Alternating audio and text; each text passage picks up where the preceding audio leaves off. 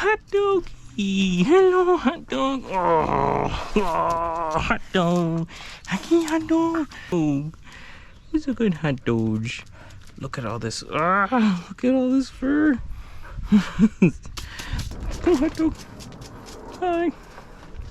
Right. Hey guys, it's Cardo, the first interior detail of my brand new van. I'm going to be treating it to a vacuum, interior wipe down, and an APC brush to get everything in mint condition. So, let's get started. I don't show that many interior details for this channel because I haven't found any cars that look interesting enough. However, conditioning my personal vehicle into a state of cleanliness is worth documenting. While not as disgusting as those clickbait disaster interior videos, common impurities lurked its way inside, covering the surfaces with some dust everywhere, ash from the California fires, dirt on the floor mats and stepping areas, coffee spills on the seats from an open mug, greasy glass that will take some time to address, and surely some fingerprints throughout. Lots of work to showcase, so let's get on with the show. I won't work on the cargo area of the van because I'm currently working on a project and I will inform you guys what's going on through time, so please be patient until then. Surprisingly, there are not a lot of products to use for a detail like this, but surely I will be blasted with a lot of questions for the ones I chose for the job. Most of these candidates are new to the spotlight, and worry not, I will elaborate their purposes throughout the video. Not everyone will agree with what I have, so please substitute whichever brand you like for your own details, or share your opinion in the comment section below. The most important step to any detail, be exterior, engine, or interior, is the prep phase. I will empty out all of my personal belongings that would interfere with the process. This is my van and I only carry some pens, business cards, notes, and some car accessories. The mats were carefully removed, trying not to spill any of the dirt inside. They will be treated separately at the end of the detail, so we'll be back with those in a minute. I'm not going to wipe or APC brush on a gritty surface, so to address the fine abrasives, I begin the vacuum and brush combo to dislodge any particles from the nooks and crannies. This will help make the detail more efficient and for less chances to scratch the plastics with the grit, junking the towels, and just making a mess that could have been avoided. Surfaces like the seats, floor, center console, and vents throughout were all addressed to suck up any grit and dust that can linger during the detail. Now this van is not dirty but rather dusty, so taking the necessary steps to ensure clean detail was performed helps minimize downtime having to stop and address the particles again mid-session.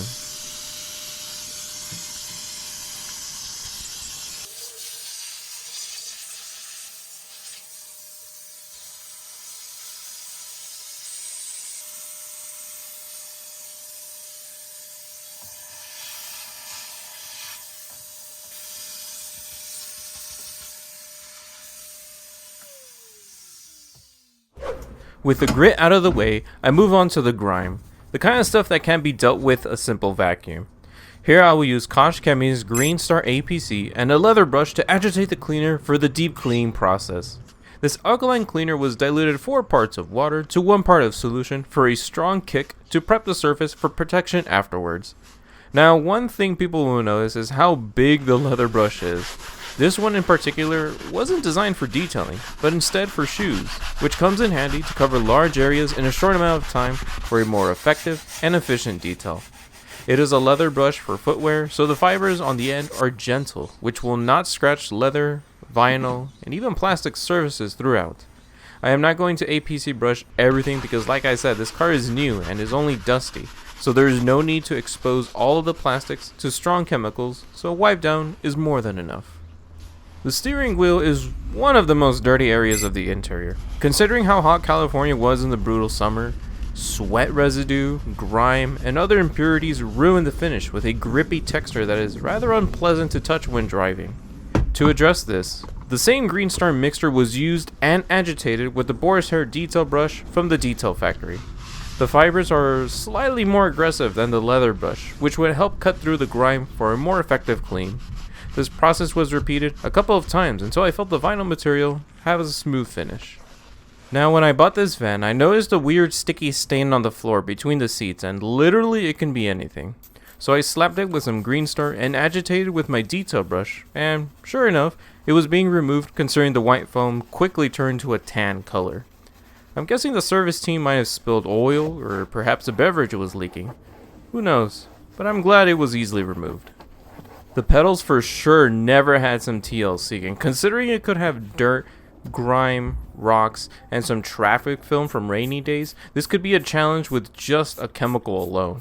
So with a towel underneath and pre-treated with some APC, I grand slam it with some hot steam to loosen all of the impurities and to sanitize whatever may be on the surface. Utilizing a steamer maximizes cleaning potential for any APC because the heat softens tough grime like grease, melting everything into a soupy mixture which is easy to wipe off.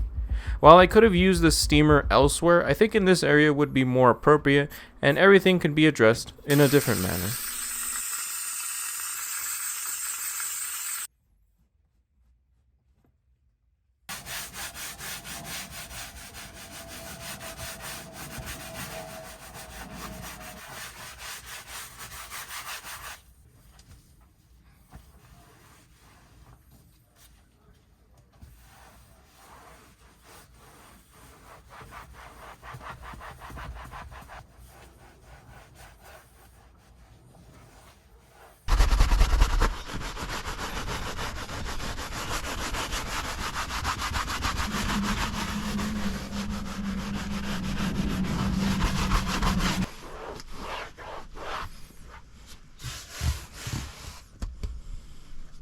I will not lie to you guys. Despite being a content creator willing to share ideas and being passionate about detailing, the glass is my least favorite job. Awkward positions, trying to reach the back, streaking issues, and lid being everywhere all accumulates for a frustrating session that always gets on my nerves. I did make a glass clean tutorial video, link to that below, but I wanted to try something different here. The windshield was covered in so much greasy film that a simple spray, wipe, buff procedure was not going to cut it. So instead, I used the same Green Star mixture to spray and mop up the mess and then follow up with the traditional glass cleaning procedure. Now I'm sure many people are wondering, why did I use an APC on the glass? Well, before the haters type a paragraph on why I'm wrong because they watched a Chemical Guy's tutorial video, allow me to elaborate this process. Grease and humidity residue is grippy and it makes a mess, which would require a cleaner that cuts grease. So by using an APC that was designed to cut down grime and moderate amounts of grease can help remove the nasty residue. Alcohol-based glass cleaners can do some work, but on heavily contaminated and foggy glass would require a stronger cleaner that can remove a bulk of the mess in a single session. I only needed to follow 3 simple steps and managed to get perfect results in one go. I bet you $1 if you had tried using the spray white buff method with your traditional glass cleaning procedure, you probably would have been spending too much time, product, and towels trying to address something another cleaner could have done more efficiently and effectively. Not saying this is the go-to method, but wouldn't hurt to try on those disaster interior details if you ever encounter one of those.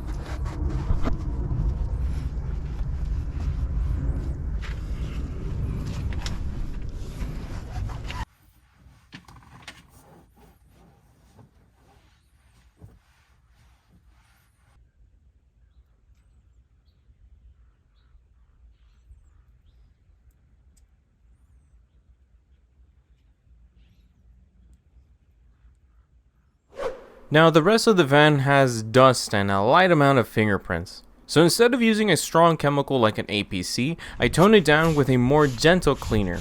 Here I use Geon's Interior Detailer as a quick wipe down to adjust the easy stuff. Spraying some solution on a microfiber towel, I wipe all over the remaining plastic surfaces. From the doors, to the dash, center console, vents, and other common dusty areas.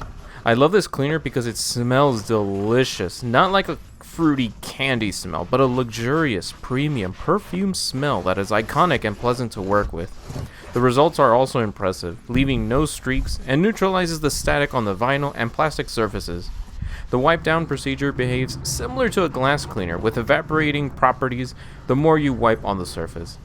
Obviously, don't spray a crap ton of product on the surface, just a light mist is more than enough to rid the dust, microabrasives, and fingerprints.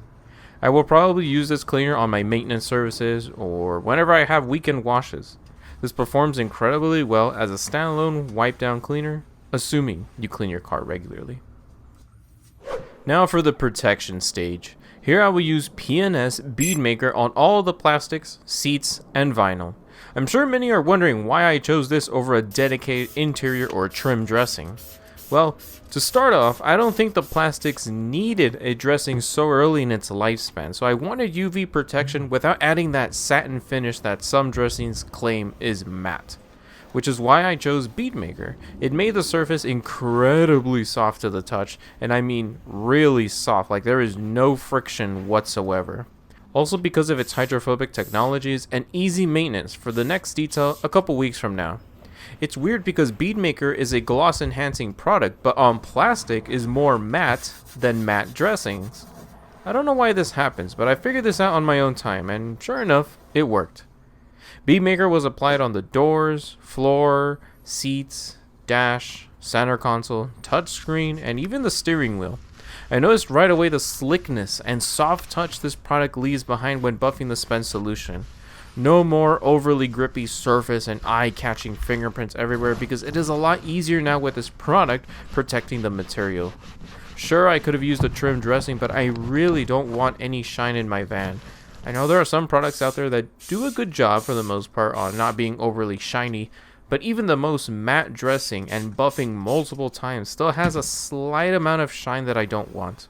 So Beadmaker, while clearly not designed for plastics, was my go-to, and hopefully this sheds a bit more light for those willing to try this out on their own vehicle. This detail is almost complete. The next step is to deep clean the cheaply made but not so cheap branded plastic floor mats. I gave it a light rinse to loosen up the gritty rocks and dirt to minimize scratches. Next, I treat the surface with some brake buster diluted 1:1 for some strong degreasing capabilities and rust inhibiting technologies, just because I can. While these mats are not tires, brake buster handles any plastics and rubbers just fine with powerful detergents to rid any stubborn grime present.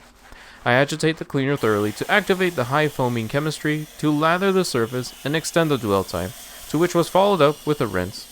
Same procedure was done on the other mats. And just like the interior, I spray some Beadmaker all over to protect the mats until the next detail. Spraying the solution over and buffing to perfection made the surface soft to the touch with a matte finish. For demonstration purposes, I sprayed some water to see how hydrophobic the mat was after application, and sure enough, it was beading like crazy. So this tells me the maintenance will be a breeze for the mats and the whole interior with Beadmaker applied. So goodbye coffee spills. After a thorough manual dry with a towel, the mats were carefully placed back. If you have carpet flooring, just make sure that the mats are 100% dry to avoid soaking the material and potentially creating weird odors. Won't happen to everyone, but something to keep in mind.